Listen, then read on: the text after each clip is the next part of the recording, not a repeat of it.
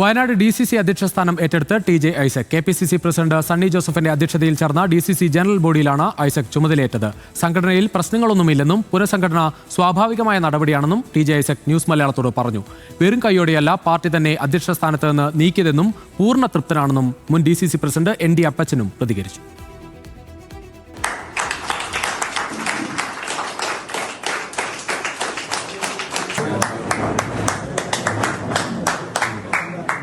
KPCC president അധ്യക്ഷത വഹിച്ച യോഗത്തിലാണ് TJ ഐസക് പുതിയ വയനാട് DCC അധ്യക്ഷനായി ചുമതല ഏറ്റെടുത്തത്. പാർട്ടിയെ സംബന്ധിച്ച് പല സാഹചര്യങ്ങളിൽ പല കാര്യങ്ങളുടെ അടിസ്ഥാനത്തിൽ നേതൃമാറ്റം ഉണ്ടാകും. അപ്പോൾ അത്തരത്തിലൊരു നടപടിയായി മാത്രമേ ഞാനതിനെ കാണുന്നുള്ളൂ. മുൻ DCC പ്രസിഡന്റ് ND അപ്പച്ചനും DCC ജനറൽ ബോഡിയിൽ പങ്കെടുത്തു.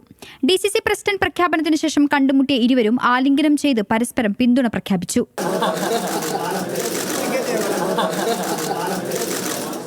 തന്നോട് കൂടി ആലോചിച്ചാണ് പാർട്ടി തീരുമാനമെന്ന് ND അപ്പച്ചൻ പ്രതികരിച്ചു. ഞാൻ സ്വയമേവ തീരുമാനിച്ചു കൊടുത്തല്ലേ, എന്നെ ഒഴിവാക്കണം എന്ന് ആവശ്യപ്പെട്ടാൽ ഞാനാണ് അയാളെ ഉയർത്തി കൈപിടിച്ച് കൊണ്ടുവന്നത്. ഒരു കാലഘട്ടത്തിൽ പ്രവർത്തിക്കുന്നുള്ള ഉത്തമ ബോധ്യം എനിക്കുണ്ട്. പ്രവർത്തിക്കും, ഞാൻ സഹായിക്കും. പാർട്ടി പ്രവർത്തകൻ നിലയ്ക്ക് എനിക്കൊരു വിട്ടുവീഴ്ചയില്ല, മാറി നിൽക്കേണ്ട പ്രശ്നം അക്കാര്യത്തിലില്ല. നിലവിൽ കൽപ്പറ്റ നഗരസഭാ ചെയർമാനാണ് TJ ഐസക്. പുതിയ DCC അധ്യക്ഷനെത്തുന്നതോടെ പാർട്ടിക്കുള്ളിലെ വിഭാഗീയതയ്ക്കും ഗ്രൂപ്പ് വഴക്കിനും പരിഹാരമുണ്ടാകുമെന്നാണ് KPCCയുടെ വിലയിരുത്തൽ.